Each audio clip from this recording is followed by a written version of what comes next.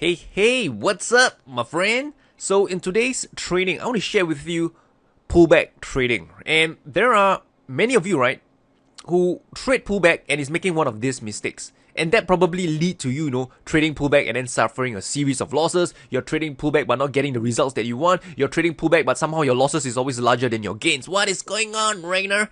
Well, that's because you're probably making one of these mistakes. Number one, you only wait at support and resistance. What do I mean by this? So let me give you an example.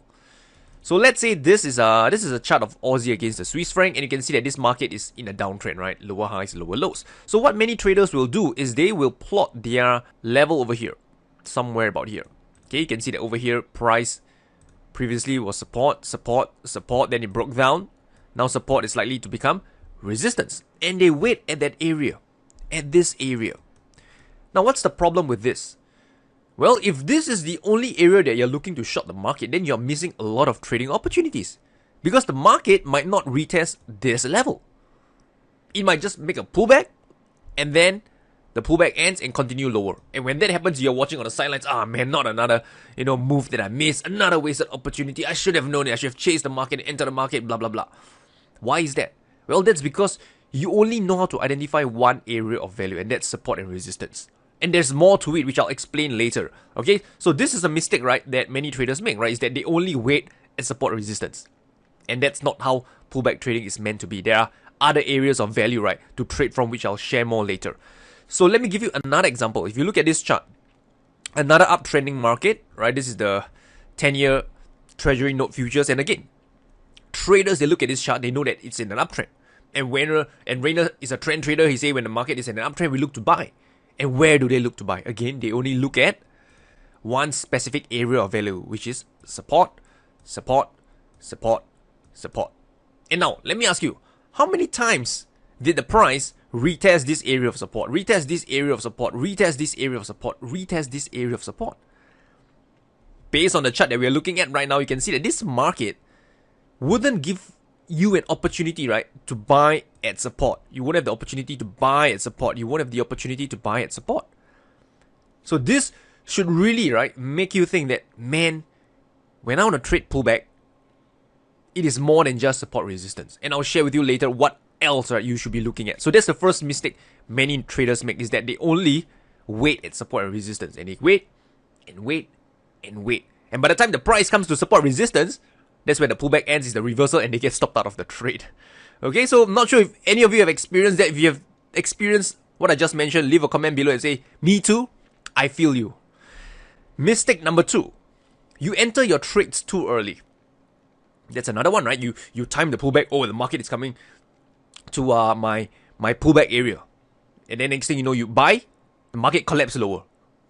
What's going on, right? That's because you buy or you enter your trades too early. So let me give you another example. Okay, for this one over here, you can see dollar Canadian. Okay, look how bullish this market is. Right, you can see that market broke out of this resistance, break out, makes a pullback, and next candle over here, the most recent candle, the market has closed higher for the day. And at this point, right, traders who miss the trade, they are anxious to get it. Oh, the pullback is coming to an end. Let me buy. And when they buy at this price, they wonder why they get stopped out of the trade. Why is that? I'll explain to you why shortly. But this is a mistake that traders make when they trade pullback. They enter their trades too early. Another one, pound yen. If you see over here, same thing. The market pretty much broke below this area of support. Strong bearish momentum. Then we have a couple of candles, pullback here.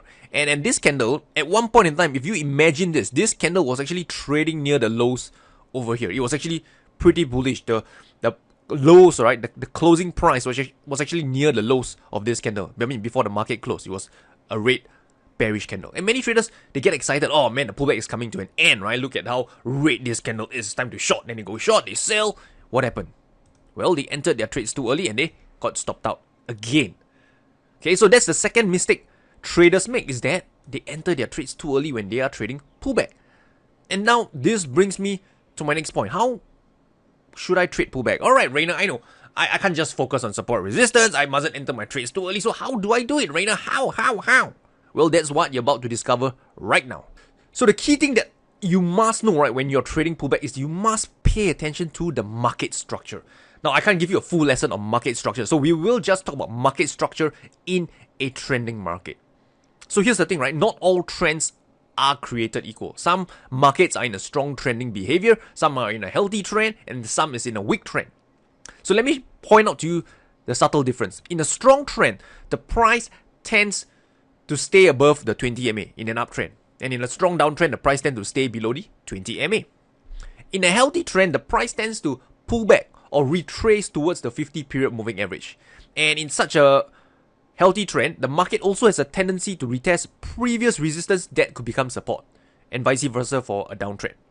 And finally, a weak trend. This is the weakest of them all. This is where the pullback is usually very steep, very deep, right? It tends to find support resistance at the 200 MA or at previous support resistance area, right? I know this is a little bit of a theory, so let's look at some examples, right, to kind of, illustrate these points that I just shared with you. Because once you understand this, right, trust me, you will never look at pullback trading the same way again once you understand this trending market structure. So first one, let's have a look at this one over here. Aussie Swiss franc.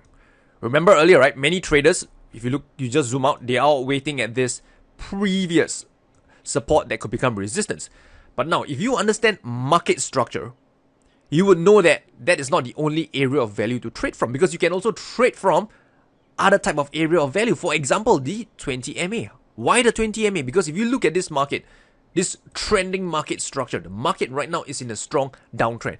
It's consistently below the 20 MA, below the 20 MA, and still below the 20 MA. Tested once, twice, and thrice. Okay? So at this point, I won't be looking to sell at this area of resistance. I will be looking at this 20 MA for trading opportunities. The market has given me clues that it has respected the 20 MA. It tested once, twice, and right now it's at this area once again. Okay, so now the 20 MA is a key area that I'll be looking for to trade the pullback. And how can I trade the pullback? So let me give you a couple of ideas to trade the pullback. Number one, what you can do is you can look for a bearish price rejection at the 20 MA. This could be in the form of a shooting star, a bearish engulfing pattern. For example, market breaks out higher, okay, breaks out higher, and then suddenly reverse near the lows and close lower for the day. So this looks something like a bearish candle like this, okay. Then you have a long wick sticking out, right? This is a form of price rejection, and that's one way to time the market, because this tells you that the buyers have difficulty pushing the price higher and the sellers came in to control and, close the price near the lows of the day. When that happens, you can look to sell on the next candle open. Stop loss can go above this candle high. That's one approach. Another approach, right, which is what I really like, is what I call the break of structure technique. So if you go down to a lower time frame, like the 2-hour time frame, you see that right now the price, right, is still being controlled by the buyers. How do I know that? Well, you can see a series of higher lows and higher highs. Right now at this point, it's still forming a series of higher highs and higher lows. So I don't want to short the market just yet because the buyers are still in control. But one thing that I do know is that on the higher time frame, the daily time frame, as we've seen earlier, the trend is towards the downside. And we've seen earlier that the price is also at this area of value, which is the 20 MA. So what I can do is that on the 2-hour time frame, I can use this time frame as an entry trigger to short the market. And the entry trigger could be as simple as, a break of structure where the price makes a series of lower highs and lower low. So one possibility is that the market could head down lower. Okay, then it bounce up higher. And now, if the price were to break below these lows, right, this area of support, I would now have a series of lower high and lower low. This tells me that the sellers are about to come in to push the price lower. And on the higher time frame, we've seen that we are in a downtrend. So this can serve as an entry trigger to short this market, to time the pullback. Does it make sense? Okay, so hopefully this one, right, is clear for you to trade in a strong trending market. What about a healthy trend? If you look at this again, this market, again, if traders, again, they were to wait at, support, right? They probably wouldn't find too many trades because the market didn't retest those previous areas of support. So now, how can we trade this market? First and foremost, you want to ask yourself, what is the current market structure? I know it's in an uptrend, right? It's an uptrend, Rayner. It's an uptrend. But let's get more specific. What type of uptrend is it? What is the current trending market structure? And if you've seen earlier, I shared with you 3 types: strong, healthy, and weak. So which is it? One way to find out is let the MA be your guide. And if you just pull out the 50 MA, you realize that this market tends to respect the 50 period moving average. Okay, the depth of the pullback is deeper, is steeper than what you've seen earlier on Aussie Swiss franc. So it tested once, twice, thrice, 4 times. So if you ask me, there's a good chance this market could find buying pressure at this moving average, at this 50 period moving average. And also, if you recall, I mentioned earlier that for a healthy trend, you can also find trading opportunities at previous resistance turn support. And if you look back at this chart again, you realize that in a healthy trend, previous resistance, which is here, resistance that could now become support. So right now, if I want to buy, if I want to trade this pullback, I will be looking at this area around the 19645 area. Again, entry trigger, very simple. We can look for a bullish price rejection, like a hammer. Or we can look for a break of structure on the lower time frame, either on a 2 or 4 hour time frame, to time out entry and to trade this pullback. Does it make sense? Another one, right? Let's look at this market structure now. Gold. If you look at this market structure of gold, what is it? Is it in a strong trend, a healthy trend, or a weak trend? Again, if you look at things, I just zoom out a little. To me, I would classify this as a weak trend because the historical pullback has been pretty steep. This one is pretty steep. So for a weak trend, again, where is our area of value? Well, it's not going to be at the 20 MA, it's not going to be at the 50 MA. That's for sure. Where you're looking for trading opportunities would be at support resistance area. So this is a weak uptrend. So I'm looking for buying opportunities at this area of support. And sometimes, right, in a weak trend, you can also find that the market respects the 200 MA. So let's see whether the 200 MA holds up here. Okay, you can see they tested pretty much, I'll consider this 1 time, 2 time. Okay, so again, around the 200 MA area, around this area of support is where I'll be looking for buying opportunity. I won't be, using my tool like the 20 MA. Doesn't really make sense, right? I won't be using the 50 MA because clearly this market don't really respect this 2 moving average. So you have to understand, right, the market structure. Once you do, then you know which are the areas of value to look for trading opportunities. Make sense? So let me just walk you through the couple of entry triggers again, because I think that is important as well when you're trading pullback. So first and foremost, right, the first entry trigger that I mentioned earlier is that you can look for a bullish price rejection for an uptrend. So let's say the market hits down lower, lower, lower, lower, and then it forms something like a hammer over here. This is a bullish signal, right? It's telling you that the buyers are stepping in, right, and willing to push the price higher. The buyers are possibly in control. So this is what I call a false break, where the price breaks below this area of support only to close back higher above support, right? If that's the case, right, you can go long on the next candle open, right? Stop loss will go below this lows over here, okay? That's one way. The other way is what I call the break of structure. So you go down to a lower time frame and look for a break of structure. So let's say we go down to the 4-hour time frame. You can imagine, right? Just imagine this. If the market were to retrace down lower to this area of support that we saw on a daily time frame, it would look something like this, a series of lower highs and lower lows. Probably something along those lines. So when you look for a break of structure, you want the market to invalidate this market structure. You want the market to invalidate this series of lower highs and lower lows. So what are you looking for? Well, you're looking for a series of higher highs and higher lows. And there are many variations to it. It could be something like an inverse head and shoulders pattern. It could be an ascending triangle pattern. That are all possible variations. Could be something like this. Then it starts to consolidate here. Then this is your neckline, your resistance. And if the price breaks out, you now have a series of higher high and higher low. That's one variation of it. Looking something like an inverse head and shoulders pattern. Or it could also be like a ascending triangle pattern like this. If the price breaks above this resistance, now you have a series of higher high and higher low. So you can see that really the concept is what matters that I'm sharing over here. Not specific patterns, not specific, technical analysis. No, it's really the concept that I'm sharing over here. Okay, I hope that makes sense. So with that said, let's move on, right? So we talk about market structure, and just one bonus tip for you, or 2 bonus tips. Number 1, market structure is always changing. So I know many of you, after you study this video, you start finding out, where is the strong trending market right now? Where is the healthy trend? Where is the weak trend, right? Let me find all this, patterns in the market. But trading is not that easy, right? In reality, when you're trading this in real time, market structure, they evolve over time. They change. Let me give you an example of what I mean by that. So if you look at this one, gold over here, okay, we look at gold. You can see that at this point, gold is actually in a strong uptrend, right? Price is above the 20 MA and holding above it consistently. Then it broke below the 20 MA, started chopping up and down, breakout, then to where we are right now. So you can see that at one point in time, which is at this point in time, market structure is in a strong uptrend. Then it changed, it evolved to the weak uptrend that we've seen earlier. So the key here as a professional trader is that you must always anticipate, right, what the market could possibly do. So at this point, right, from let's say I'm trading this in real time, I would tell myself, right, if right now the market were to break below the 20 MA, if it's going to invalidate this 20 MA, I would shift my thinking, right? I would say that, okay, this market is now no longer in a strong uptrend. What are the possibilities? Well, maybe it's going to be moving into a healthy trend, maybe into a weak trend, maybe it would start to range. So where is the next area of value? That's my thought process. And I would say, okay, the next area of value could possibly be at this area of resistance, previous resistance becomes support, or at this area of resistance as well.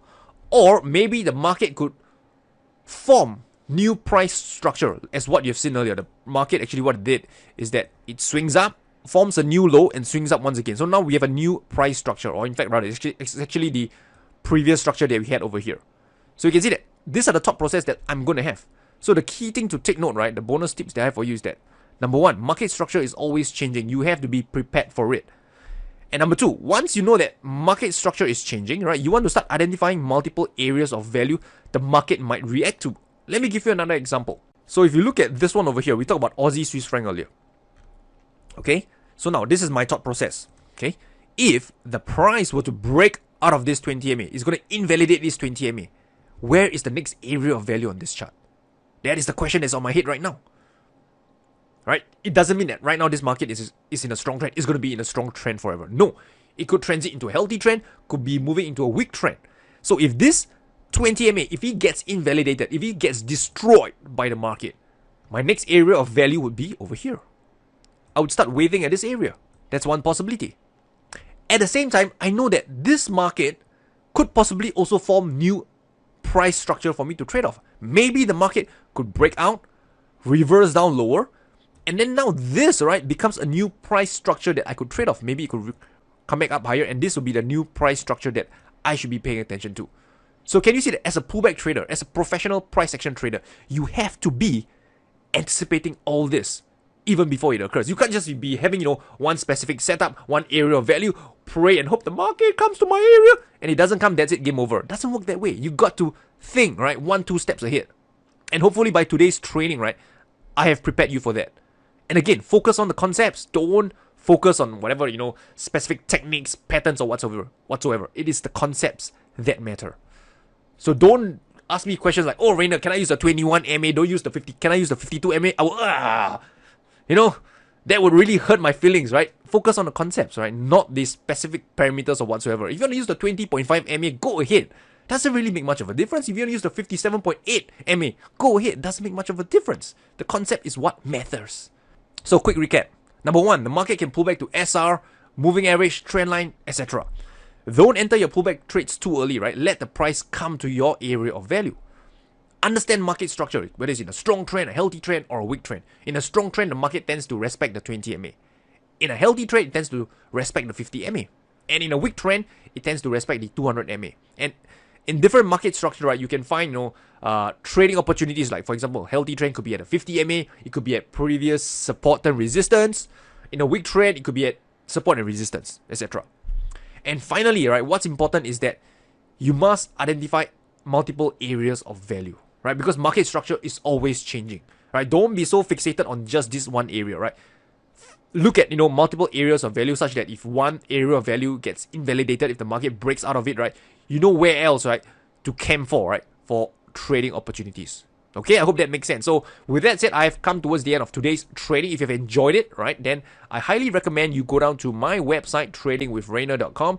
Scroll down, and this guide over here would really complement, right, what you've just learned, right? The ultimate guide to price action trading. We talk about entries, exits, all right, better timing your entries in the market, support, resistance, and much more. So go ahead, download this guide, click this orange button. I'll send it to your email address for free. And with that said, I wish you good luck and good trading. Until next time.